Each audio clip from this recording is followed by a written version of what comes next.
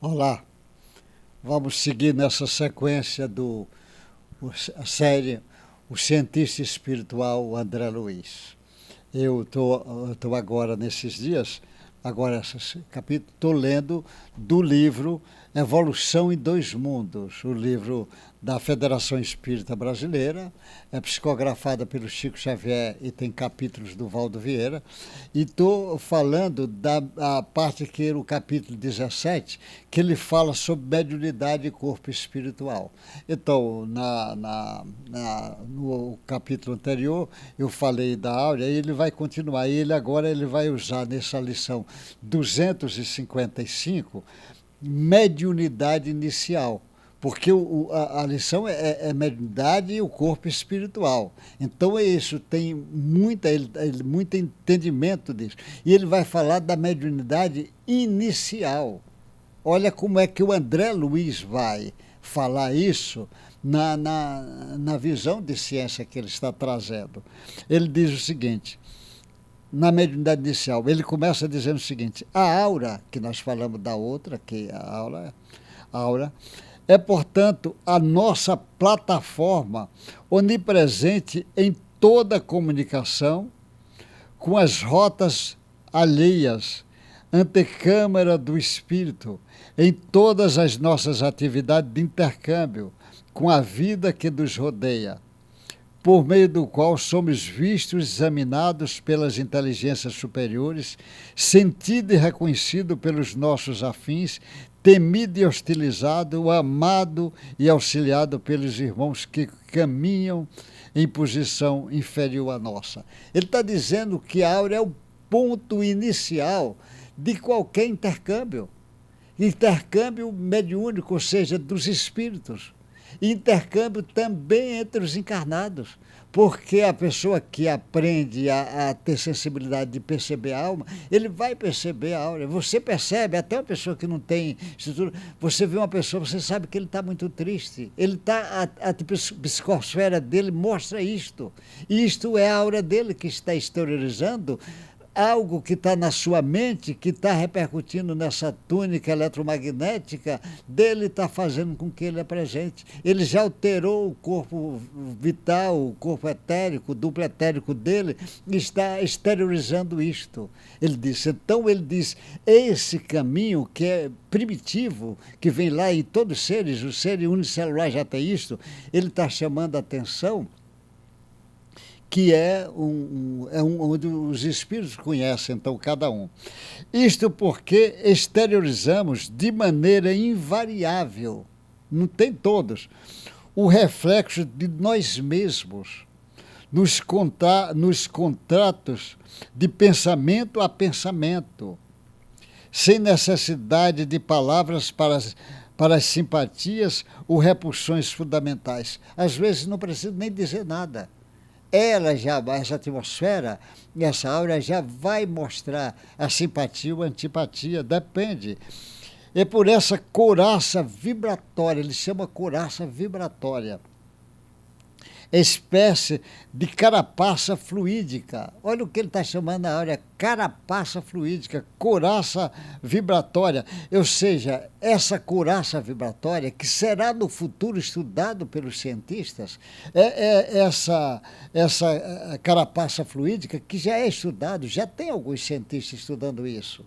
Já tem, não só quimicamente, como fisicamente. Nós já falamos algumas vezes e vamos falar na frente sobre as pesquisas que tem já sobre isto, em que cada consciência constrói o seu ninho ideal, que começaram todos os serviços, aí começa todos os serviços da mediunidade. O serviço da mediunidade começa lá, às vezes ele nem tem consciência que está começando. Na Terra, considerando-se a mediunidade como atributo do homem encarnado para corresponder-se com os homens liberados do corpo físico. Ele está dizendo, levando em conta a mediunidade como um caminho do homem encarnado para se comunicar com o homem desencarnados. Esta obra de permuta, no entanto, foi iniciada no mundo sem qualquer direção consciente, porque a direção consciente vai chegar no homem. E os seres mais primitivos já têm essa áurea. Mas no homem é que ela vai chegar num determinado momento ele tomar consciência disto. Porque, pela natural apresentação de sua própria aura, os homens melhores atraíram para si os espíritos humanos melhorados, cujo coração generoso se voltava, compadecido para a esfera terrena, auxiliando os companheiros de retaguarda, e os homens rebeldes. A lei divina alicia-se companhia de entidades da mesma classe, transformando em ponto de contato entre o bem e o mal, ou entre a luz e a sombra que se degradia na própria Terra. Ele está dizendo que aí, por essa couraça fluídica, por essa carapaça vibratória, ele vai entrar em contato com outros espíritos. Aqueles espíritos de homens que já estão encarnados na Terra, ainda, lá no estado mais primitivo, mas os que já estão melhorzinho, ele sintoniza na direção de ajudar. E aqueles que estão ainda tendo satisfação no mal, ele também vai se atrair por semelhantes a ele, causando, às vezes, grandes problemas. Ó, pelas ondas, e nós sabemos que o pensamento emite ondas, pela onda do pensamento, e enovela-se uma sobre as outras, segundo a combinação e a frequência. A onda do homem, encarnado e desencarnado, vai se novelar uma sobre a outra, segundo a combinação de frequência. Eu acho que a frequência é da mesma. Trajeto, natureza e objetivo, encontra-se as mentes semelhantes entre si, formando núcleo de progresso em que os homens nobres auxiliaram as correntes mentais de espíritos superiores para gerar trabalho edificante e educativo. Porque nós estamos sempre mergulhados com espíritos inferiores e espíritos superiores. Os superiores vai nos levando na direção do trabalho edificante e educativo, ou originando processos vários de simbiose que as almas estacionárias se enquistaram mutuamente, desafiando debalde e imperativos da evolução, estabelecendo obsessões lamentáveis e se alastreando sempre novas nas teias do crimes ou na etiologia complexa das enfermidades mentais. Ele está dizendo que essa áurea é que vai fazer a onda do pensamento do encarnado juntar com a onda na frequência do pensamento do desencarnado, do espírito extracorpo, e vão formar essa combinação. Essa combinação, se ele está indo na direção evolutiva do bem, ele vai sofrer influência de espíritos que vai lhe dirigir caminhos para o seu progresso espiritual, para o progresso dele e, consequentemente, da humanidade. E aqueles mais atrasados vai ficar a formar verdadeira simbiose, formando o que a gente chama de obsessão. E nós sabemos, e o próprio André Luiz faz um estudo muito apurado sobre isso.